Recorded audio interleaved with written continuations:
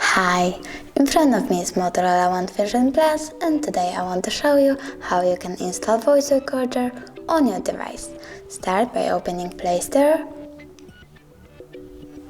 then type recorder,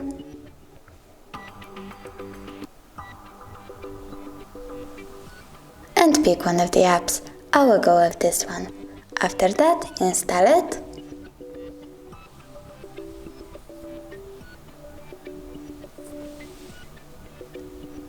and open it. Tap Allow, and to start your record, click the red button. You can end it the same way. As you can see, my recording was successfully saved.